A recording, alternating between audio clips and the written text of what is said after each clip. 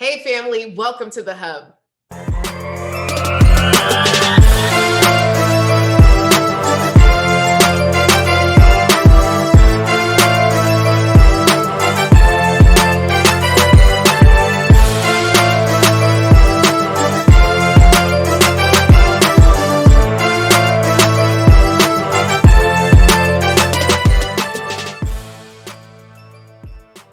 So today I am so excited. I have a new Clubhouse friend and her name is Dr. Candyce Briggs. She's in Atlanta, ATL shorty. She's a holistic practitioner and she also helps parents not kill their children. I'm just saying, okay. Like she can coach you through some things with your kids. Come on. She's a mental health consultant and we are so happy to have you here, Dr. Briggs. Welcome.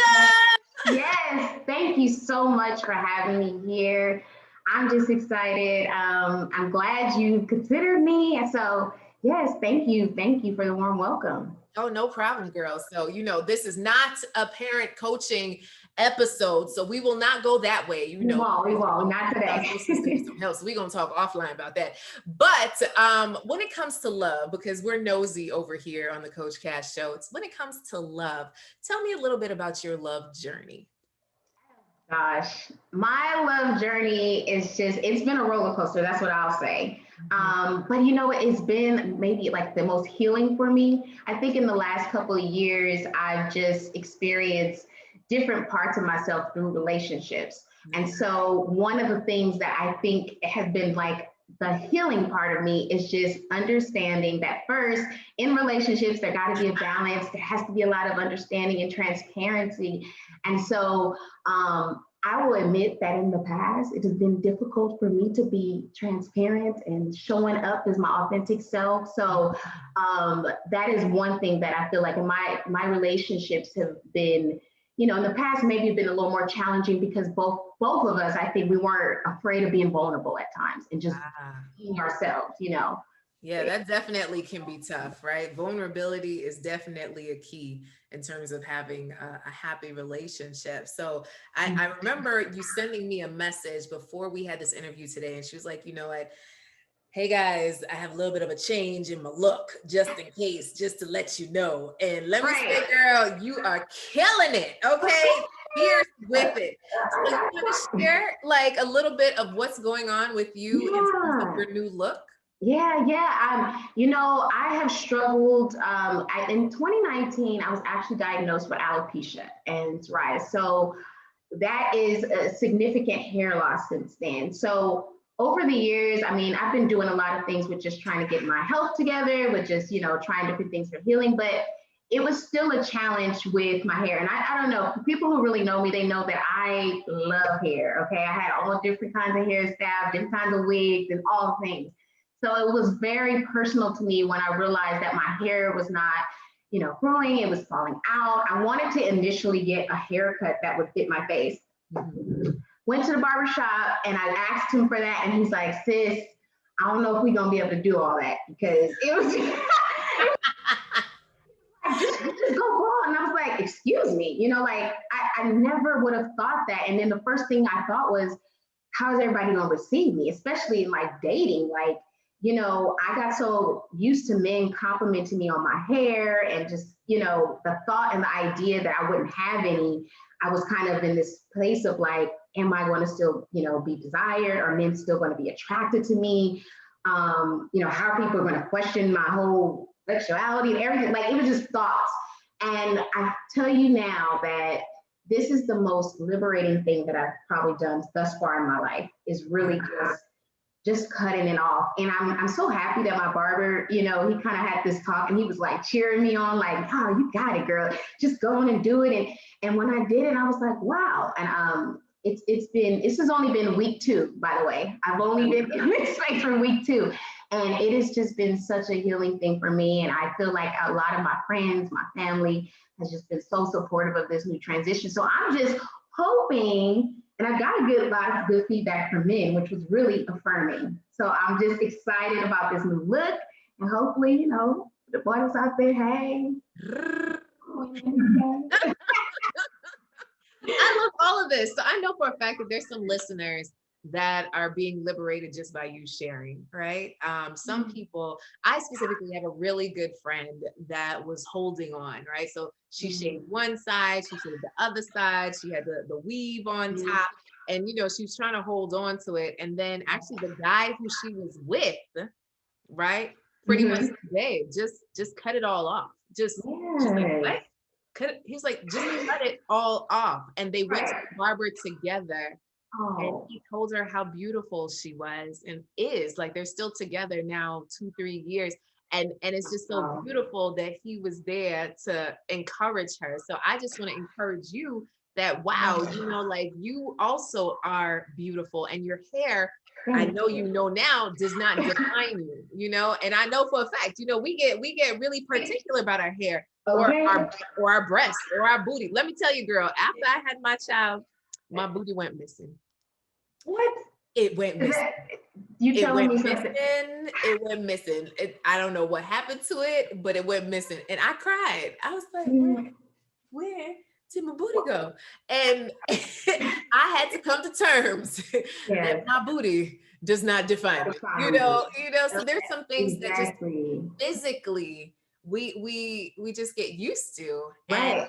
and we worry about what other people will think. And just the fact that you're saying that you're still getting the attention, and even if you weren't, what's beautiful is that you're exuding love, right? And Exactly. I feel Exactly. that from you, Candice. Like, I really feel You. that you are love, and there's something beautiful about that, because no matter what anyone who's listening is going through, right? So we have so many different health issues that we could be going through that can get us down, but when you exude love, love comes to you. So I just want to encourage you, girl. Yes. You Thank looking you. good. Ashay.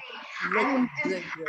When I was hearing, I'm like, yes, we have these attachments, and I promise you, people there listening, please understand that these attachments do not define us. And I feel like once we release, it was kind of like a surrendering, just let it go. And I think I have a new confidence. I tell people this is a different kind of confidence, y'all, because being involved. And I was like, this is a different kind of confidence, but a different kind of feeling, understanding, like you said, that inner beauty that people are seeing me now. I feel like, it's, if you don't see the hair, you don't see all the, you see me. So yes, and thank you. Thank you so much for saying that. All right. So what is your question to me?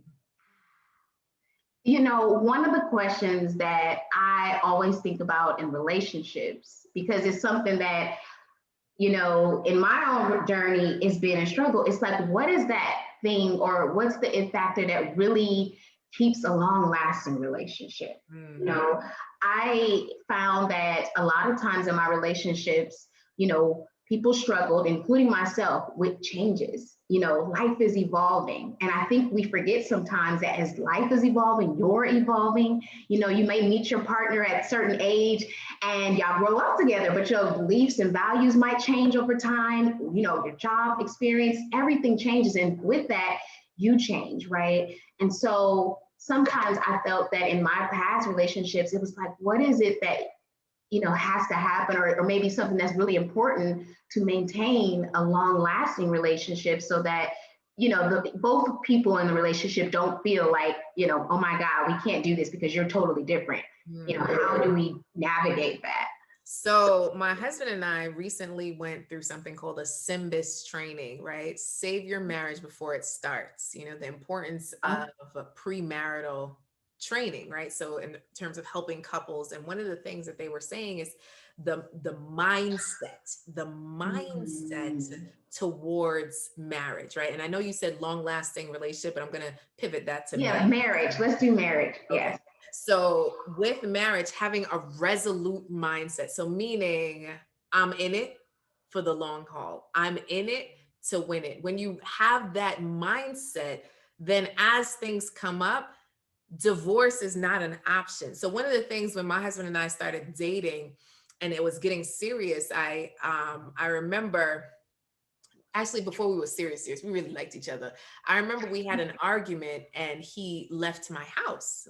And I said, oh, it's like that. And I remember him coming back 5 minutes later saying, oh, well, you didn't run after me. You didn't come for me. I said, what movie you been watching? Right? Like, this ain't Coming to America, I don't know, whatever insert romantic comedy there. So I was just like, this is not that, right? If we have a disagreement, you could go to another room, but if you walk out, storm out, slamming doors and such, like that doesn't work for me. So on that day, we had an agreement that when you leave, you leave.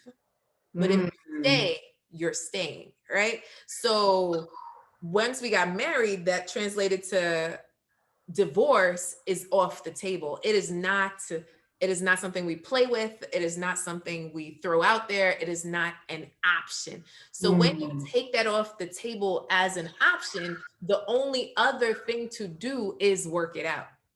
Yes, I like the fact that you said it's not even an option. And I'm thinking to myself, yeah, I wasn't even thinking that. Like, if you take that off the table, it does allow both people to figure it out, to work it out, or just try to come up with a resolution. And I think I'll admit in my past, it's just been, that was an easy way out. I've learned, unfortunately, like things aren't working, you just let it go. Right. And it's like that happy medium. When do you know it's worth it? And I hear you when you say when both people have the mindset and intention of, working it through, not, you have to have that conversation. So first, to you, right? So I was talking to a client, was it today or last night? One of those. And she was just saying that, okay, she went on a date. She's dating this guy. They're now exclusive. He's waiting till marriage to have sex. She's like, I don't know if I'm gonna make it, Coach Cass. I don't know if I'll make it. I'm like, look, put a sticky on your girl. Like Hold it. Yes, girl. So, she's now having a hard time. I'm like, no, actually, he has a hard time. You ain't got a hard time. Anyway, so I said, you have to think about the big picture, right? Do you want a long time relationship or a short time relationship? Like, what is your focus? Is your focus just to, sizzle and fizzle and have fun? Like, yeah, you could do that with anybody. You could do that with your girlfriends. You could do it with your fling thing. You could do it with your maintenance man. But the person that you're trying to really be with right now, like, let's put things in perspective. Why must everything be so rushed, right? Why must it all happen so quickly? Why must you make up your mind, is this my husband in 3 days? Like, why the angst? Am I stepping on your toes? And am I messing with your eyelashes, kids? I was like, oh yeah, I know. Why? Why do we do that? I don't. Right. So these are our own pressures that we put on ourselves. Like, yes, you probably have family members that are saying, well, why aren't you married yet? Right. We always have that, no matter the age, 40, 60, wherever, right? It's like, where's your man? Right. But if we start to take away the pressure and realize that these people don't live with us, they're not rubbing our feet, they're not paying our bills. So it really doesn't matter the foolishness that they have to say about your womb or your ring, or your fingers, right? Whatever's on your fingers. Okay. So when you start to realize that, okay, it's my life, my life, right? So it's my life in the sunshine, right? Okay. Then you take a step back to say, okay, well, all right, even if this guy chooses me, do I choose him? Right? Because sometimes we kind of sit back and wait to be chosen, like, oh, somebody likes me, and somebody likes me. Hey, exactly. Hey. But then when you look at it, you're like, wait a second, I don't know about this brother. I don't know about him, right? So we have to remember that it's two people choosing each other. Yeah. And then from there, okay, well, what does life look like? Where does he turn to when he's angry and upset? Where does he turn to when he needs to make a hard decision? Who does he consult? Who is his counsel? These are the things, right? I created a whole thing called the love deck, right? Oh. And this is 60 questions I believe you should ask before choosing the one, right? Now, where'd you get that? I actually could have used that. I just want to put it out there. I tried a virtual date one time. That's a whole nother story, but that would have been so handy to have. Oh, you can get it on my website, girl. Go ahead. InspireMetty.com. Okay. Yes. So yeah, get you the love deck. But I really believe that sometimes we miss out on those key questions and we just get caught up in oh, well, I feel sexy around him, and there's Mhm. chemistry and Right. ooh, the way he does it to me, and we forget that, okay, like chemistry, don't last always. It's like a rolling roller coaster depending on how you feel, how your health Absolutely. is, what your money looks like, Hmm. all the things that go into your libido feeling fabulous. So we have to start making decisions with love a little bit more practical, right? So yes, Yes. I still want you to have those fuzzy warm feelings, but then also looking at the greater picture of, what is life with this person? What would that be like? And Yeah. does it really mesh? Yeah. Yeah. I know that's a really long answer to your No, this was, question. I needed to hear it.